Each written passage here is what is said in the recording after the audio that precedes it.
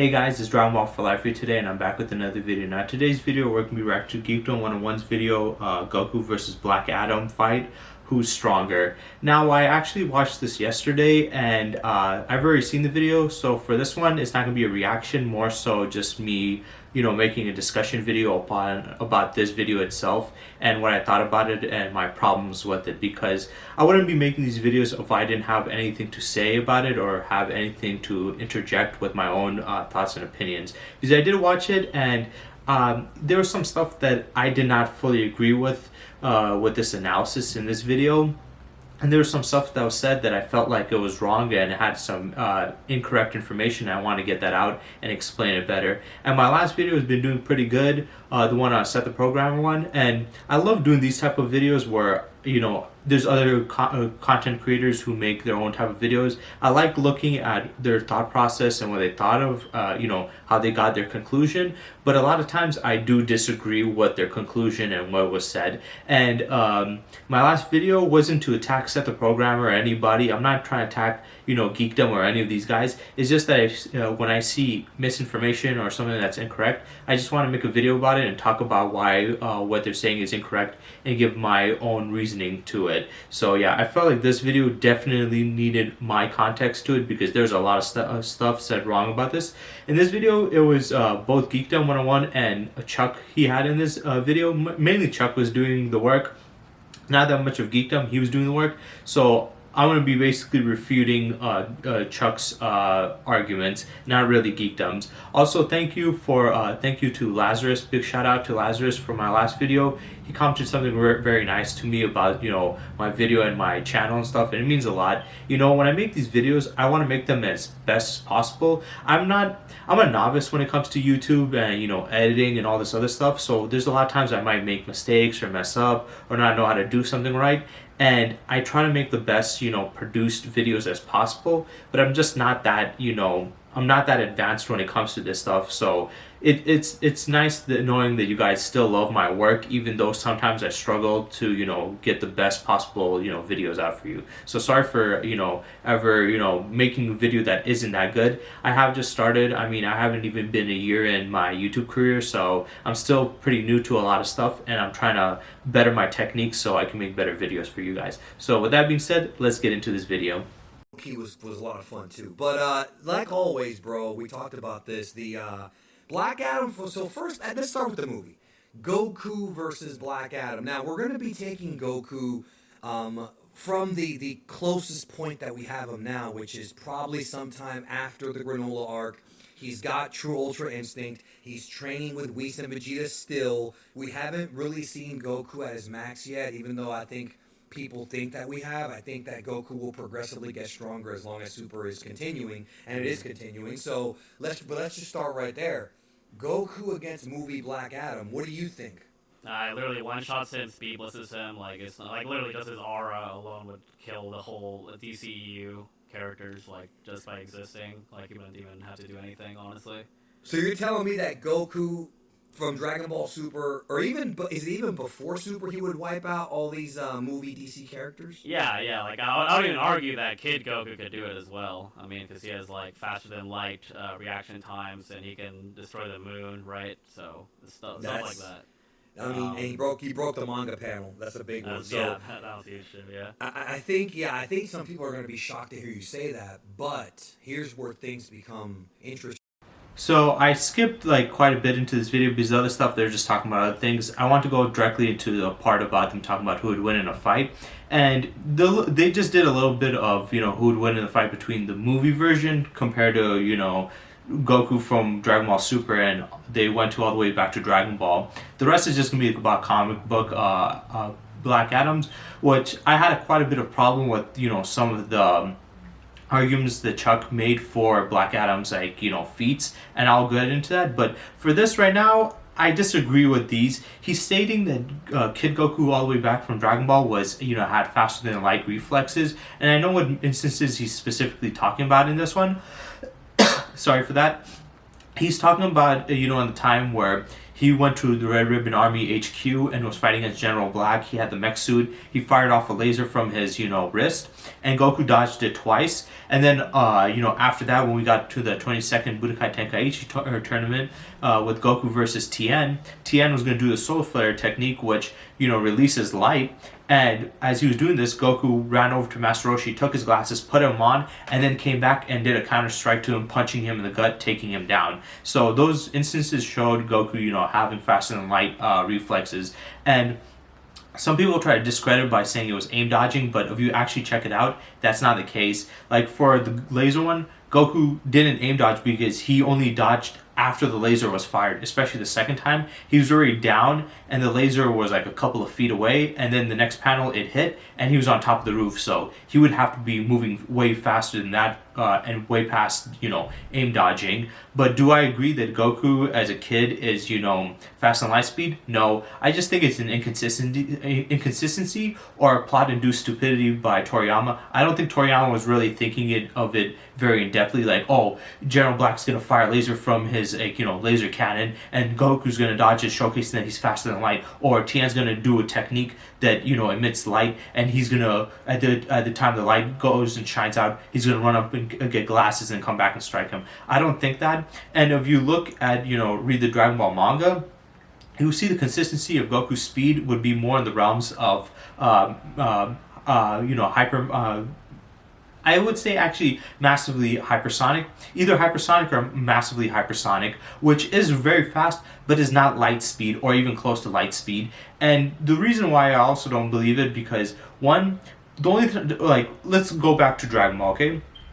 Look at all the feats in Dragon Ball. We see Goku dodging bullets, we see him dodging rockets or reacting to rockets and explosions. And those do travel fast, but those are only a couple of times that the speed of sound. So it'll make him like supersonic, and we do see he gets faster and faster as he progresses throughout Dragon Ball. So I would put him at hypersonic, then massively hypersonic, because he does get insanely fast towards the end of the manga. But we've only seen him dodge bullets, rockets, and explosions, which are nowhere near the speed of light. And another thing that disproves that argument would be when Goku was training with Popo. Popo said he had to be faster than lightning. Now this is obviously metaphorical, but Goku took it literally and said, "Whoa, that's really fast." And even he was like, "I can't do that." So for them to use those arguments, like those feats where he dodged light, but then later on he's surprised by the idea of moving faster than lightning, it kind of contradicts it. And some people might say, well, lightning is 1/3 the speed of light.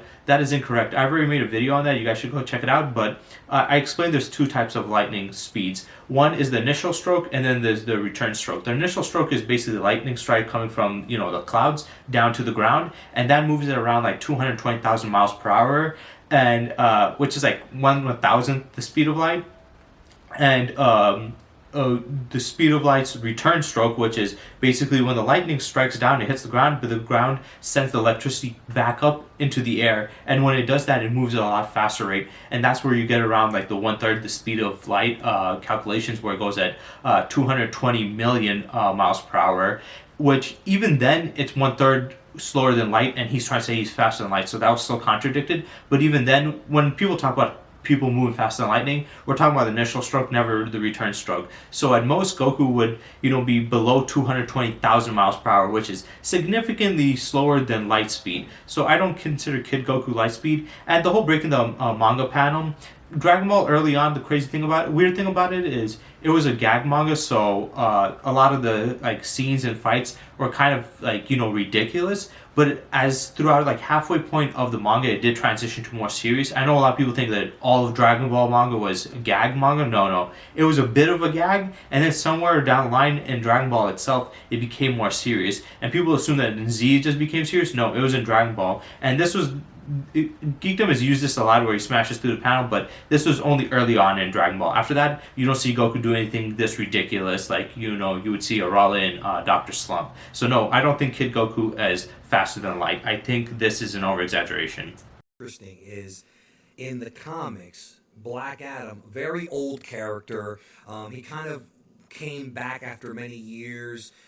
He was a villain at first, and he kind of became somewhat of an anti-hero, like how he was in the film. Yeah. He was like one of Shazam's biggest threats at one point, and Shazam himself is powerful, the original Captain Marvel. But how do you think comic Black Adam would do? What are some of his biggest feats, and how do you think he would wager against Goku from the Granola arc, let's just say? Yeah, so one thing with Black Adam and like some metahuman characters like Superman and stuff like that, like when they're like fighting, they're not gonna be like blowing up planets or like destroying the universe, you know, like over and over again, right? But they do have stuff on that level. For example, post-crisis Superman, when he fought Golden Age Superman, who was like an older one, when they were clashing, they were like kind of doing something similar like Beerus and Goku were doing. They're like affecting the universes that they were fighting in. So they do have universal attack potency for sure. So you might think, oh, like Black Adam doesn't have like. Okay, let's stop right there. Now, there's one of the big problems I saw with his, his arguments. He stated that, well, we had, Golden Age Superman and Post-Crisis Superman colliding, and they were affecting, realities and their universes. But that's not actually true. If you see people, there's other YouTubers that have talked about this and have debunked that feat. Usually people that go with that feat are DC fanboys or Superman fanboys trying to overhype or over-exaggerate, the character's powers. What happened in that storyline event, and I'll give you a little story synopsis. This was after the whole Infinite Crisis event where, the Anti-Monitor wiped out all the universes except for 5 that amalgamated into one, and it got rid of all the other universes that were erased. And what happened was there was the character named Alexander Luthor, there was Superboy Prime, Golden Age Superman, and Lois Lane from the Golden Age comics also.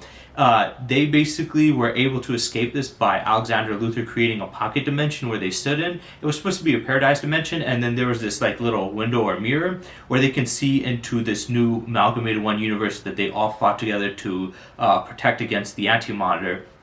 And as time progressed, they kind of got sick of seeing this world and got disgusted by how it was going and progressing. Superboy saw it as, they're not doing heroic stuff. The heroes are killing. They're doing this and that. And then, Golden Age Superman was like, I remember back in my time it was better. And they risked their own universes for this. So what they felt like it was, sorry for that, I got a phone call, but they felt like it was a terrible decision.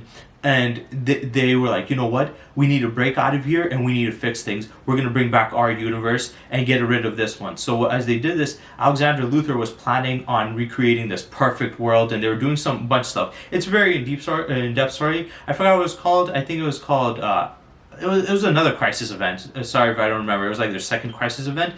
But what was happening in this time was Superboy Prime was trying to bring back his universe, which is the Prime universe, and Golden Age Superman was trying to bring back Earth 2 and their universe because he said that was a golden paradise. So Alexander Luthor was trying to create this perfect universe that, was the opposite of that one, and they were trying to get rid of that one. So as he was creating this universe, he basically brought back Earth 2's universe in Earth 1's universe. So they were both crossed each other. And if you see the comic book, you can see right across, the Earth, there is the duplicate or Earth 2's Earth. So there was Earth 1 and Earth 2 side by side. And as this was happening, Alexander Luthor was trying to merge these two universes, which was kind of messing with reality and kind of warping it, obviously, because he's messing with that. And as this is happening, Golden Age Superman is on Alexander Luthor and Superboy Prime side to fight against Post-Crisis Superman and bring back his world. So they're fighting and colliding and smashing, punching each other in that little sequence right there. But it's a little more interesting because, one, that was actually not in the actual comic books. It was just the front page thing. So it's like when you read the comic books, there's a little page thing where they show, stuff that's going to be happening, or, it's a little bit like a kind of a different synopsis. It's like with the Dragon Ball images, on the front cover, they have like random shit and it has nothing to do with the story itself. That's what it was. It was just a front cover thing that never actually happened in the story. What it was trying to showcase was, the battle between Golden Age Superman and Post-Crisis Superman fighting for their worlds and fighting for their reality, and every time they're hitting each other, trying to protect their reality. But comic book fans, especially Superman fans, ran with it and said, hey, their punches were warping reality. No, it was not. First of all, it was just a front page cover thing, which wasn't even present in the actual story. Second of all, that the reason the universe was getting affected was not because of their striking. It was getting affected because Alexander Luthor already created or brought back Earth 2 and the Universe 2 and tried to combine them, which was creating problems for, the universes itself, because they couldn't consist of both together. So one was going to take over. That's what was happening. It was due to Alexander Luthor's interference and using his positive matter power. It was not the fact that Golden Age Superman and Post-Crisis Superman were so powerful that they were destroying the universe like how Goku and Beerus did. That is incorrect. And when Chuck said that, I just lost some. He lost some credibility in my mind, because I'm like, that. If you know the actual comic book and we're not just saying this to bullshit, you would have known what the case was. So no, they were not destroying the universe or affecting the universe from their punches. It was Alexander Luthor's doing with that, and it was not even present in the story, that fighting scene right there. Also, like I said, it's even more ridiculous if you think about it, because Post-Crisis Superman is...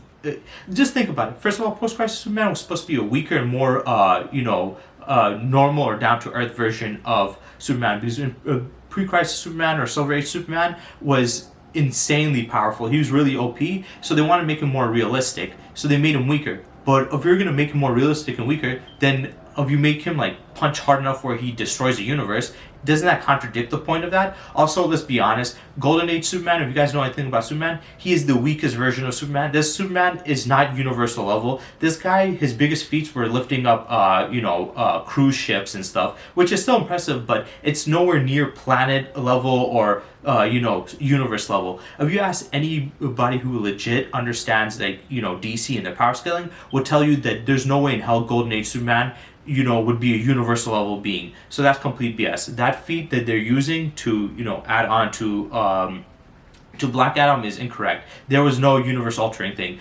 And if that was the case, he should have brought more other feats of Superman, affecting the universe with his punches or his power, but he can't find any. That was just a BS one. So yeah, don't take that one seriously. That one's completely out of context. Multiversal stuff, right?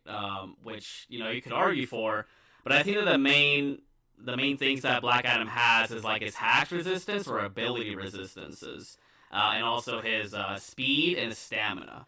So for one, he was able to one-shot Amazo, and Amazo is basically like a Moro type of character. Like he can replicate the abilities of characters that he fights, like OG-73 style. Yeah, basically like that. And he can he basically has like the speed of the Flash, the heat vision and power of Superman, and he's been able to fight the Justice League several times. And Black Adam literally just one-shots him like that, like nothing.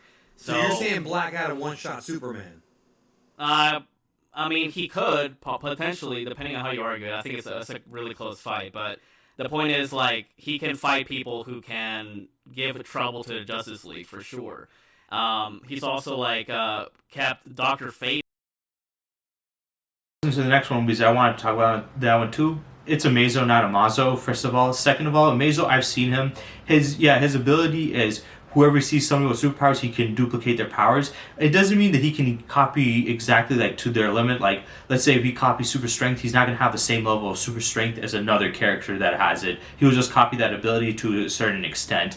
And yes, he has given the Justice League some serious trouble, and I guess there are some comic book issues where he's beaten him. I don't know if he one-shotted Amazo, but remember, comic books are very inconsistent. A lot of these feats, a lot of these times, they go back and forth between who's this powerful or that powerful. So it's what has it consistently been shown? How Seth said in the last video, we should go by the one that is most consistently shown. And consistently, I don't think Black Adam has been shown to beat somebody like Amazo. And Geekdom saying, can he one-shot Superman? No, he cannot. Every time people think that, Black Adam or Shazam are on Superman's level, they're not. People, in the comic books, it does get a little confusing, so I understand, because they do say that this is a Superman level character, Superman this and that. But every time they say that, those characters lose to Superman. If you see majority of, fiction or, the material from DC, whether it's animated movies or, comic books, books or animated TV shows, you would see that Black Adam consistently loses to Superman. Even Shazam and Superman, them lose to him. The only reason he ever has an advantage against Superman is due to the fact of his magical abilities and the fact that Superman does not have any protection against magic. He's vulnerable like everybody else. That is the only thing that he has over him. But he cannot one-shot him either. Superman has fought, Shazam multiple times, and he's held back on him. And when he hasn't, he's beaten him. And when it comes to Black Adam, they're trying to say that, well, he's comparable to Superman, even though I don't.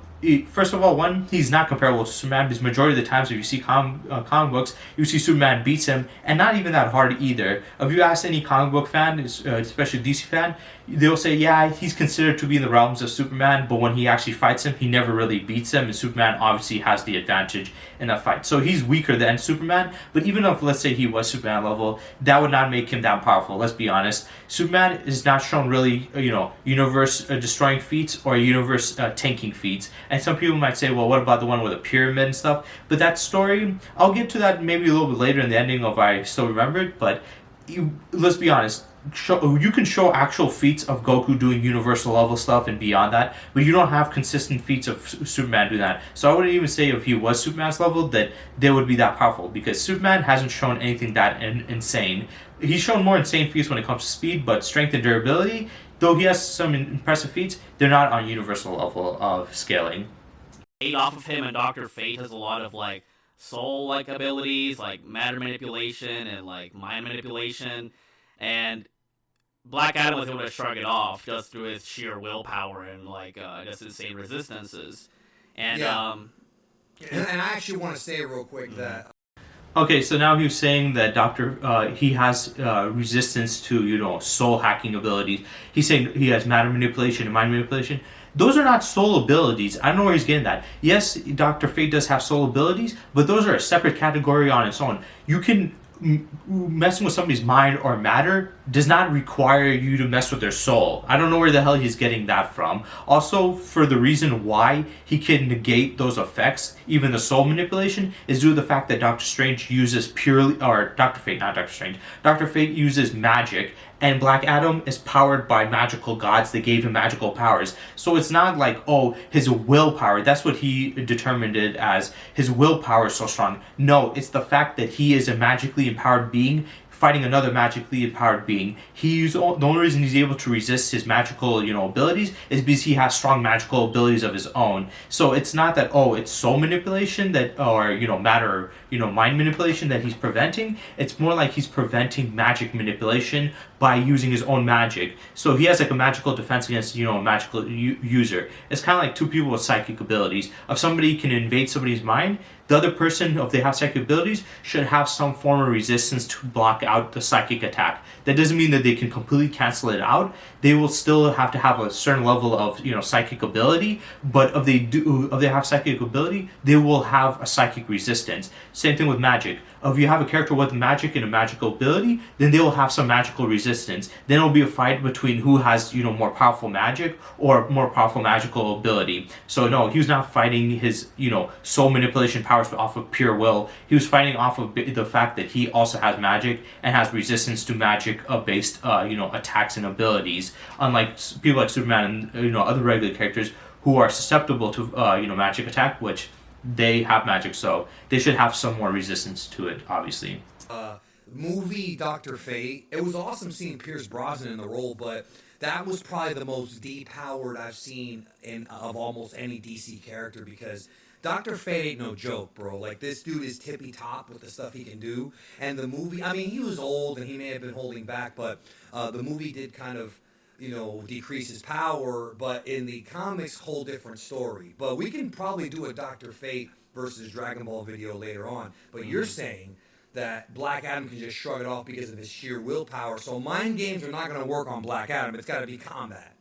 Yeah, and the thing is, he's also, battled with Superboy Prime, and Superboy Prime is so fast that it took, 3 flashes to trap him in the Speed Force. And just one flash alone is able to travel, to the end of time, and, they can literally move through time by just moving really fast, which is a speed that Goku and Dragon Ball Z and Super characters do not have.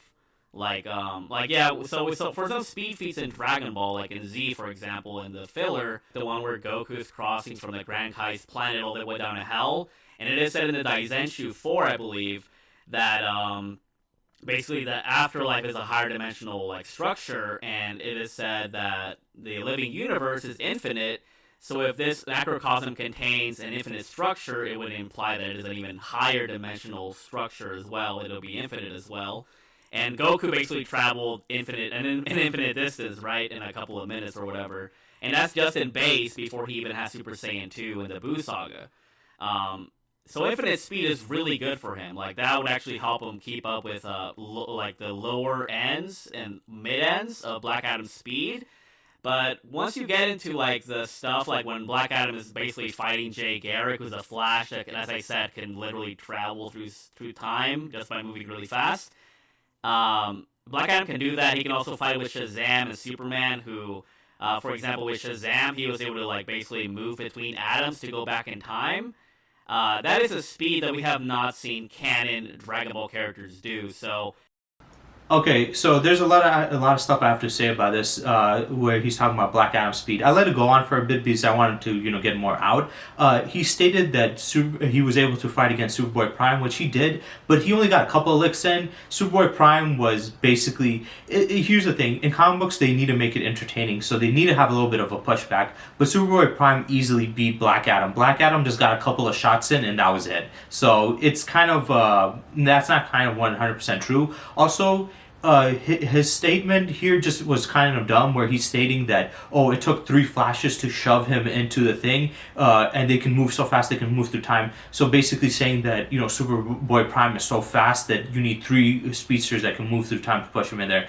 That's not what was happening. What was happening was the fact that he was so strong that it was hard to push him in. So even with the Flash's momentum that he was able to move at, wasn't able to push him, so he needed the other 2 to help him out. So all 3 of them were using their momentum with their speed that they were moving at to try to push him in there. And it was not due to his speed, it was due to his strength. So it was not a speed thing for Superboy Prime, it was a strength thing. He was so strong that it required their 3, combined strength at the speed that they were moving at to try to push him into it. That's what was happening. So yeah, that was not a speed feat. I don't know where the hell he got that from. And he also said Jay Garrick Flash has gone through time, which that is not true. Jay Garrick Flash has actually stated that he's never been able to move fast enough to go through time. That has been Barry Allen, that's been Wally West, that's been the other Flash characters, but not him. He's considered usually consistently to be one of the slowest speedsters, due to him being the more old school version and just old in general. So he's usually slower and he doesn't go through time. And let's just go through the time stuff itself, because he stated that,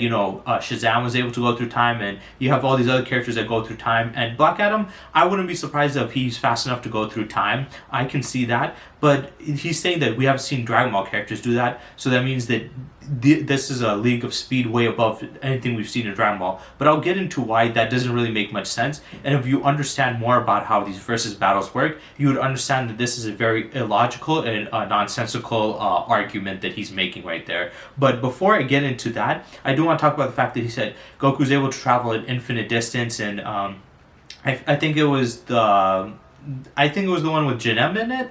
But here's the thing, that's a movie, that doesn't count, those are non-canon. Second of all, the universe, I don't know how many times I have to say, is not infinite. It is not infinite. You cannot shove a bunch of infinite universes onto infinite. Infinite means it has no end. How can you put something to something that has no end? That is just nonsensical. When we put infinite for our universe, it's a benchmark, because we can't tell exactly how big our universe is, because our instruments are always going to be limited. 2, it's ever growing. We don't know when it would stop. 3, it is growing in a rate faster than the speed of light. So, it's more harder. So it's just a benchmark place saying, hey, the universe is infinite, but it's not really infinite. Hawking's radiation has disproved this, and a lot of scientists, countless scientists, agree with the theory of Hawking's radiation, where at one point the entire universe is going to die out and, all black hole stuff. You guys can check that out later, but... Okay, sorry for that, my timer went out. Okay, so, like I was saying, that was from a movie. Also, the universe is not infinite. Like I said, NASA puts that as a benchmark because we don't know how big the universe is and how big it will get.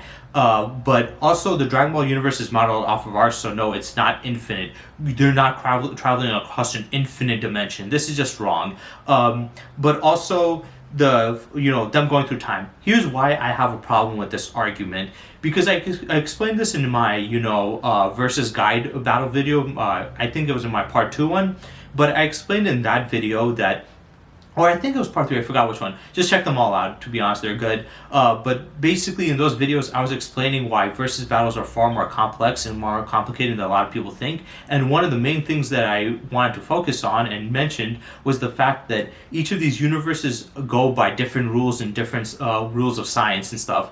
And by that means that if you're going to compare two characters from two different universes, you need to realize that their worlds work differently. So just because something works a certain way in one universe does not mean it will work that same way in that universe. And I think that is applicable to this scenario, because he's going based off of, well, these characters can move through time, and that's a feat we haven't seen through Dragon Ball. But here's the thing, that's not how time works in Dragon Ball. You can't just move so fast where you can go through time in Dragon Ball, and I'll get to why that is the case. Now in DC, the way it works is they go based off of the vibration principle, and this is a real life, it's a real scientific theory that has been proven, where it basically states that everything in the universe has a vibrational frequency, and is basically the molecules within a material or whatever, they're depending on the density of it's more heavy or more light. The heavier the thing is, the more compact these atoms are. The more light it is,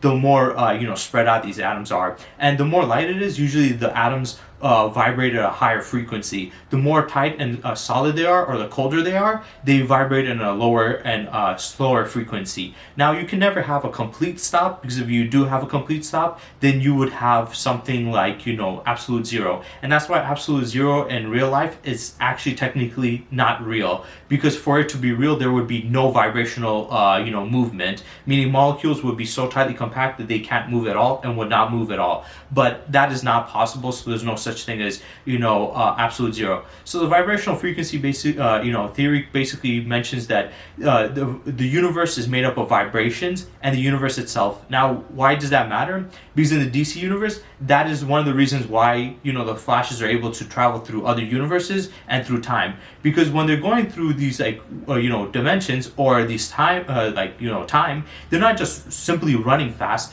they're also vibrating their molecules, like when they're able to phase through solid objects. Because when they phase through solid objects, they match the frequency or out sync of it, so they can go through it without disrupting it, right? But when it comes to traveling through time or through another dimension, they either have to match the vibrational frequency of these other universes throughout the multiverse, so they can travel across the multiverse. For them to travel through a time itself, they have to match the vibrational frequency of the universe itself, and they're able to go while they're vibrating the molecules at the vibrational frequency of the universe, while moving faster than light, they're able to travel through time, either forward or back. Though I would say it's a little more complex for them, because the only Flash that can actually go through time without having any problems is Reverse Flash, what's his name, Eobard Thawne's version. But Wally West and Barry Allen need to use the cosmic treadmill to go through time, because they can't selectively pick what time they go to. If they don't, then there'll be a displacement throughout time, wherever. But the way they go through time is they match the vibrational frequency while they're vibrating their molecules, and then move faster than light, and that's how they get through it. In Dragon Ball, they don't really vibrate their molecules that much. They might phase through attacks and stuff, like after image technique, but they don't really do that. They usually just do that for once in a while in attack, and mostly when they're going fast, they're just moving fast, flying. And why does this matter? Because that principle has not been put into Dragon Ball. Because the way they go through time is not just simply running. Flash can run insanely faster than light by billions of times. He still wouldn't go through time, unless if he's vibrating his molecules to the same rate as the universe is, and matches it, and that's how he travels through time. But Dragon Ball characters, we don't know in Dragon Ball universe if they go by the vibrational frequency, principle or whatever.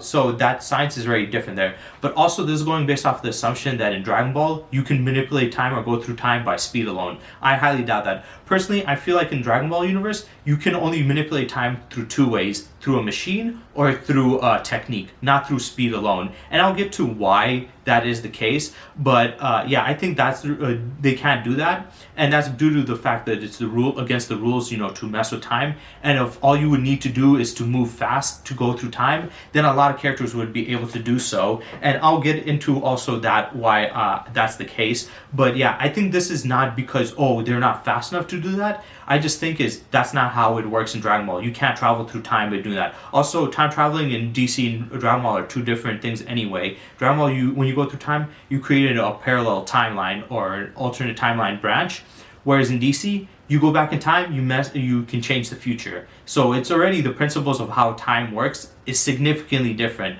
So that's a misunderstanding of the science of their universes. Now, why do I believe that? Well, first of all, in real life, if you move at the speed of light, you would be messing with time anyway. You would stop time. Now, to move through time, you would just have to move either at the speed of light or a little bit faster than the speed of light. You wouldn't need to go billions or trillions or quadrillions of times the speed of light. You would only need to go maybe like 2 times the speed of light, or a percentage of a little more than the speed of light. So to go through time in real life, you don't have to go insanely much faster than the speed of light. You just have to go at the speed of light or a little bit faster. And in DC, that's also the same case. Based off that assumption, that means that they move always at such a high level of speed that they have to go through time. But that's not the case. Usually they can go around 2 times the speed to go through time. I remember somewhere in the Silver Age comics, Superman stated that he had to go at least 1,000 times the speed of light to go through time. And I highly doubt that's a speed that's never been shown in Dragon Ball. 1,000 times is not that crazy. In DC, you don't need to go billions of times. And I have a perfect example, and that's Whis. Because by that logic, that means that, even Whis hasn't been able to do that. But remember, Whis was able to go from one edge of the universe to the other in I think a little over 3 hours. And the reason why I say that is because in the Universe 6 vs. 7 tournament, they mentioned that the Earth was in the complete opposite edge of the universe, and the tournament that was being held on the nameless planet was on the other opposite end. And we see this one.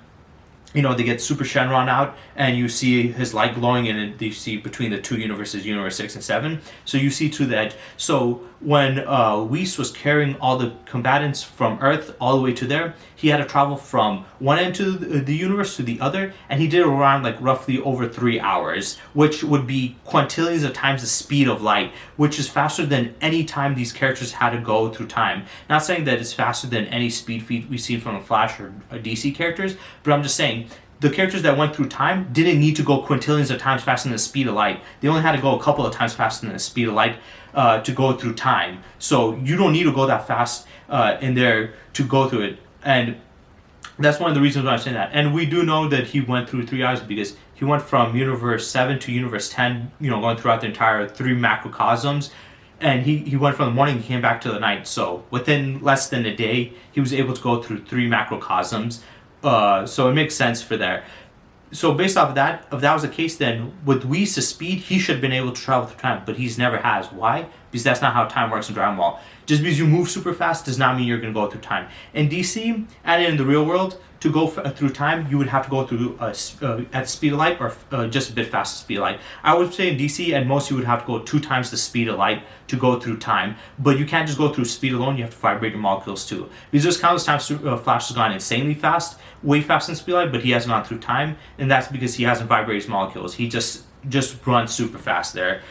So yeah, I disagree with that completely. The reason why I'm focusing on this one very particularly is because this was his main argument that he has in this video for why he would win. Because he's saying that the Dragon Ball characters have no speed feats on this level, that they can go through time, while the Dragon Ball characters can go through an infinite amount of distance in a short amount of time, which I don't agree with the infinite amount of distance, but also the time stuff, like I said, it works differently. This is the best way I can describe it. If you were to take the Flash out and put him in Dragon Ball and apply Dragon Ball's logic and rules, not DC's, but he still has a Speed Force, Flash would not be able to travel through, Dragon Ball's timeline. Why? 1, the way the time works is different, and 2, throughout, Dragon Ball, going faster than the speed of light many times can make you go through time itself. Because let's be honest, any DC fan will tell you this, that even though these characters have gone through time, they didn't have to go quintillions of times faster than the speed of light, or even trillions of times faster than the speed of light to travel through time. They can just go a couple of times faster than the speed of light, which we've seen Dragon Ball characters way past that. So that is incorrect, and that makes this whole argument about speed null and void. Because he's saying, well, he can travel through time. Yeah, through DC. In DC, all you have to do is move faster than the speed of light and vibrate your molecules, you go through time. In Dragon Ball, you can't do that because it's against the rules in Dragon Ball, whereas DC, there's no real universal rules against messing with time. So, yeah, I disagree with that. I think that the main gist of things of how this battle would go is that Goku would have more attack potency, or like a raw power, but Black Adam would have the speed for sure, and he'd also have much better resistances. What about instantaneous movement? The instant transmission, as they call them, the dub. That's instant. That's supposed to be much faster than light. Goku implementing that technique in the battle, I think, might give him an edge, because if he can instantaneously move and sort of like use that technique quick enough to punch and attack Black Adam all over. Because the big feat that I remember is when Jiren, and this was stated in Dragon Ball Super, when Jiren fought Hit, and Vado said that Jiren is so powerful, he was able to break the laws of time and space when Hit used the time cage, which to me is sort of like Super's version of the Flash is using the Flash Force to trap Black Adam. So to me, I mean, it might not be as fast, but similar idea. So to me, you have UI Goku able to defeat Jiren, or at least knock him down. Obviously, UI Goku in the Granola arc is faster and better, so could the instantaneous movement not, and Ultra Instinct not at least even it up, in your opinion? Possibly, but there have been post-crisis characters like Supergirl who could move. I think it was post-crisis Supergirl or New 52. I'm gonna have to go back in the note, but I do recall that many post-crisis characters have showcased feats where they do stuff in an instant as well. And for example, they've also been able to fight in places that are beyond in between the space-time itself, so they should have movement beyond linear time anyways. So I really don't think that the instant transmission would really help much in this case. Incorrect in those two. Okay, he's stating that, what's the thing called? Let me go back a little to remember, because I let it go on for a bit. Okay, he said that Supergirl went in an instant. Now, I do remember this comic book where she was fighting an instant. It said she was fighting in half an instant. Here's the thing. People need to understand that these are just terms. They are not literal. There's countless times where you hear them saying that this character has infinite power, this and that, but they still lose. If they had infinite power, they would not lose. That doesn't make any sense. These are just terminologies to make them sound more impressive. Saying she did in half an instant is not literal. It's not saying an actual instant, because there's two definitions for instant. There's the fictional term where it might be, a character can go from one place to another without any time, or through the scientific term, a light photon moving in a Planck distance, which would be the shortest amount of time you could have. And if you were to, you can't go smaller than that. If you were, that would break the laws of physics. And he's saying, though, she was able to fight, at half an instant because it was stated in a comic. But that's the dumb thing. Comics, when they say that, those are not to be literal. Those are just to make them sound more impressive and to be more boasting. Those are hyperbolic terms. Those are not literal. There's no way you can be half a zero time. How are you half an instant? Fictional logic ways thinking, because that would be meaning zero time. How can you be half of zero time? Or even if you go by scientific definition, you can't be half of a Planck, a Planck time, because Planck time, there's no smaller of it. That's the smallest possible fraction of time possible. So you can't even do half of that. You can't half of the smallest possible, time ever. So that's incorrect. Also, you said they fought through other, through dimensions out of space and time. But here's the thing. He makes it sound like that they were flying and fighting, and they're flying and fighting so fast that they broke through, their dimension and went through a place without space and time. No, they probably were transported to another dimension that didn't have space and time and fought. And I know a lot of people say, well, if the dimension has no space and time, then you can't move, because a dimension without time, you can't move in. No. Time is estimated by molecules. So if you have a dimension without any molecules or atoms and stuff like that, you won't have time. It doesn't mean you're unable to move. It just means there's no molecules to measure to have time from it. So that's all that it means. It doesn't make you unable to move. So that's incorrect. The space-time itself, so they should have movement beyond linear time anyways. So like I really don't think that the instant transmission would really help much in this case. And also, for the whole thing with like Jiren being beyond time, it likely means that they are beyond like time-based abilities, like depending on the level of power that they're facing. I don't think it necessarily means that they can as I said, travel back or move through time like Yeah. pure speed alone, right? Like that's different. Like that's like Yeah, I don't think Jiren can do that. yeah. Which Okay, also that is such a... Here's the thing, he's saying that when Vados was saying that he was past the ability, here, this is why I feel like, Chuck and Seth, they're considered the highest, power scales in Dragon Ball community, but I feel like the fans put too much value in what they say and don't critically think, because that is just stupid. First of all, I've talked about this before. Vados literally said time itself. She didn't mention Hit's time abilities or he surpassed, his technique. She said he surpassed time itself, which is specifically talking about time, not in a technique that he was using. Also, his binding cage, Hit himself stated that it's different than his Tokutobashi. His Tokutobashi is a technique where he uses to travel, faster, skip forward in time. Whereas his time binding cage is literally him just using time. He's manipulating time itself to bind him into it. It's not the technique. Because if that was the case, then there wouldn't be anything impressive about Jiren being able to move through it. Where we had Goku, surpassing Hit's time skipping abilities. And we saw that Goku's above his abilities, and Goku was supposed to be significantly weaker at that time compared to Jiren, and Jiren was supposed to be considered the top dog. So, if they're talking about Jiren being ridiculously powerful, why would they be saying, oh, he's able to surpass his ability? Like, obviously, Goku did it too when he was far weaker. That is not that impressive that he's able to do it. But if he passes time itself, like she said, then, oh yeah, that's impressive. Also, he's thinking through a basic lens where for you to be beyond time itself, that means that you can move through time or use through time, and that's also only through speed. There's three ways to move throughout, stop time. One is through having a resistance to stop time. So you might have some natural ability that allows you to move through stop time. Now this will help out for certain abilities, but if a person can move, if they can actually stop just time itself, then that wouldn't work. Or they have the speed to move so fast that even in stop time they can move. Now, this is what he was specifically talking about, saying, well, we didn't see Jiren move at that speed. And I agree with that. Jiren is not shown to have speed beyond time itself, but his strength is beyond time itself, and I'll get into that. But speed basically means like, oh, they stop time, but like let's say something like Flash, he can vibrate while time is stopped and still move through it. Whereas Jiren's one is the third one, which is his body, his ability, he's durably beyond time itself. Basically, mean if you use time abilities on him, he's so strong. He breaks out of time through strength, whereas Flash would do it through speed. He's so strong that even if you put him in stop time, he doesn't need to move faster than time. He's just beyond time himself, so he can move throughout it. So like how Hit was putting him in the time binding cage, you can see it was affecting him a little, but he was beyond it to the point where he was able to move and broke through it and showed him that using time against me won't work. So no, you just being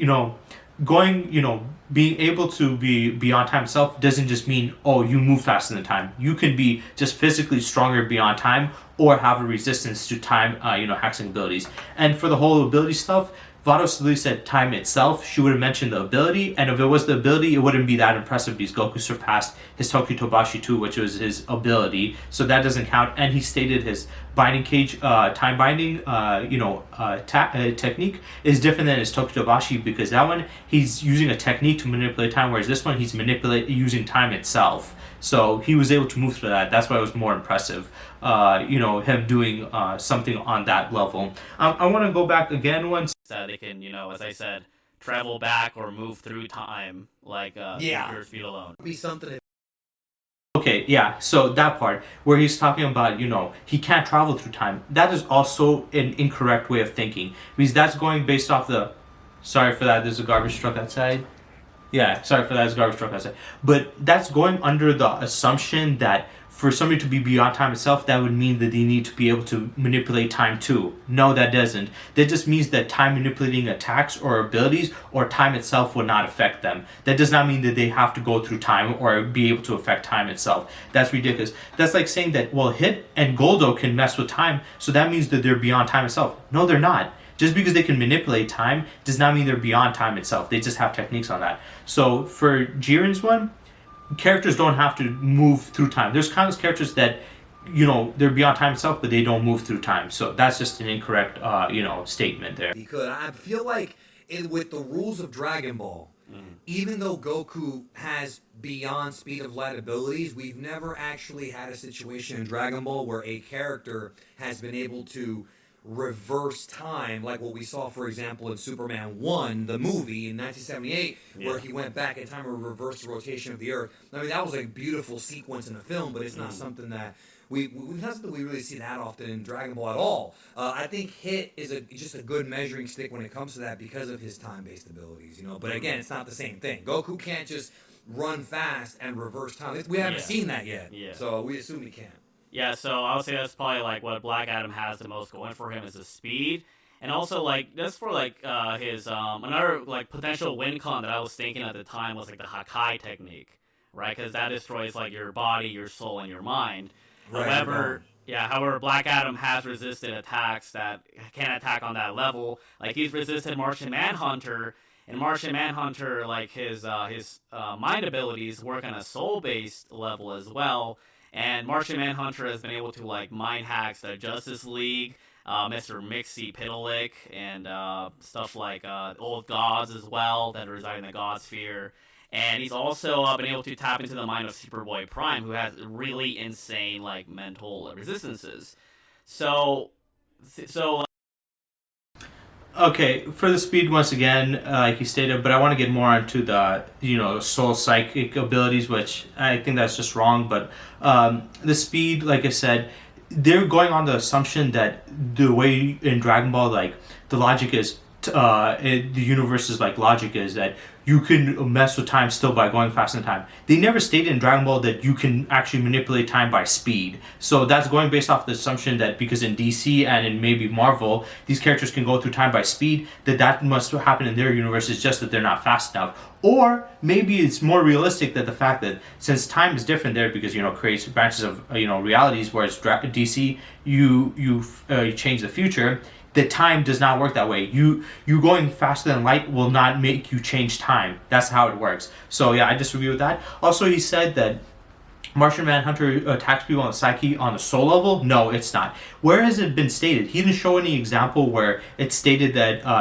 Martian Manhunter's psychic abilities actually attack your soul. It attacks your mind, not your soul. I don't know where he got that from. He might have psychic ability resistance, which Goku is not using. A Hakai technique is not a psychic-based attack. It's a soul attack.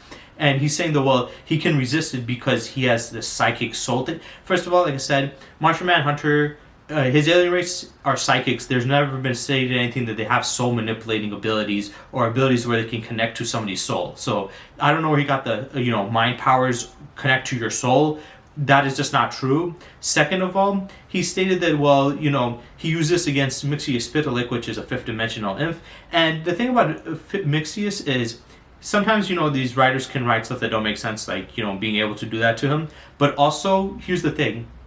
Though Mixius is powerful, they never stated that he had psychic resistance. Even if he's a fifth dimensional imp, they never stated he had psychic resistance. So yeah, that doesn't really mean much. Also, he stated that Superboy Prime has high psychic resistance. No, he does not. That's not true. If you actually look at the comic books, you would know that one of Superman's actual weaknesses is psychic attacks. He is vulnerable to psychic attacks and susceptible to it. That's why he had to learn that one technique to prevent his mind from being psychically attacked. Even though that technique can help out a bit, it doesn't prevent completely. It's not. It's a resistance-based technique. It's not a completely, it doesn't nullify psychic attacks. But he had to learn a technique to do it, which I highly doubt Superboy Prime did it. And Superboy Prime's mind, like I said, the Supermen, that's actually not true. Their minds are easy to attack. Now, some people might say, well, what about in, Superman versus the Elite? The guy said in Elite, it's hard to get through his head. But that was never stated in the comics. That was only shown in the movie, and that was a one-off thing. In majority of Superman's comics, it's consistent that psychic attacks work on him and affect him. And the rest of the Justice League member, why wouldn't it work on them? I mean, Flash are also susceptible to psychic attacks. Oh, there's one comic book where Reverse Flash knocked out Flash with his psychic abilities, so they don't have really psychic resistance anyway. Theoretically, even if Goku is like the Hakai, it would likely not work on Black Adam. I think he would be able to resist it as well. So I think that generally speaking, I think Black Adam would take it against Super Goku. Probably low difficulty, honestly. Maybe Wow. maybe middle difficulty if you really want to give Goku like a lot of leeway. Is Black Um, Adam the kind of guy who will kind of hold back like what Goku does, and then nah, but for blood, he like he's out. get the job done just based on Yeah. finish? He doesn't enjoy like What about Dragon Ball Heroes Online Goku? We're talking about Capsule Corp or Xeno Goku, which, in case you guys don't know, Dragon Ball. Goku's possible win con is that he could steal, but Yeah. it's Okay, I wanted, sorry for the edit. I skipped through the video. When I watched it, he went on to Xeno Goku, which I don't like using Xeno Goku because it's a non-canon source material. It's literally from a promotional GameWorks. Fuck that goddamn piece of shit garbage truck right now. But it's a promotional work for an arcade game, and it's nonsensical storyline, so I wouldn't take that. Also, people who do use this, when like somebody says this guy will beat Goku, and they say, well, what about Zeno? I feel like it's kind of a crutch that the Dragon Ball fans use. Basically, you're saying that Dragon Ball Goku's too weak, so we need to use this BS, game version of him. So I don't really like using that. That's why I skipped it. So I just want to skip to this part because he talks again about the feats, and I want to go on to those. Black Adam has insane hack resistance, as I said, like, being able to resist Dr. Fate, who has literally fought this Spectre before.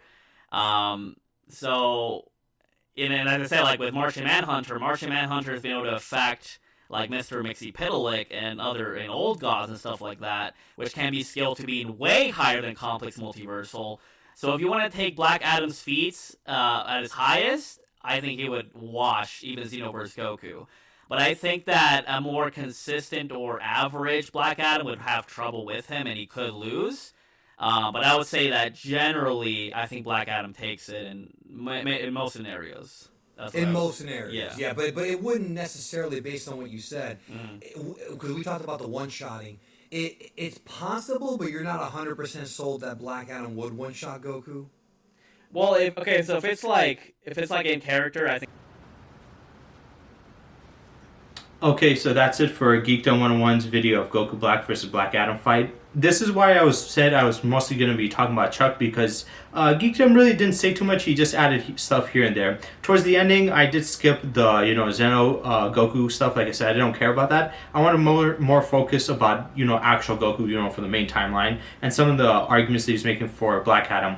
So his conclusion was Black Adam in his high-end feats would easily beat Xeno Goku, and regular Black Adam would be on, still above Xeno Goku. He might have a chance. So he's saying that he's ridiculously OP, and this is where I completely disagree with him. I think he's 100% wrong. I don't think he knows what the hell he's talking about. I already just proved his other ones in quite a bit of detail, so I'm not going to go back to those quite a bit. But I do want to talk about him saying he was able to, he has his resistance to the level. So if he has a resistance to these, soul and psychic abilities, that does not mean that his physical strength or durability and his speed are on their level too. It just means that his resistance to these abilities like soul manipulation, mind manipulation are on that level. So that's kind of an incorrect way to do that. Also, he's stating once again, he stated Martian Manhunter's psychic attack doesn't just attack your mind, it attacks your soul. No, it does not. Where the hell does it ever stated that? Did they have soul connection abilities? They only connect to your mind.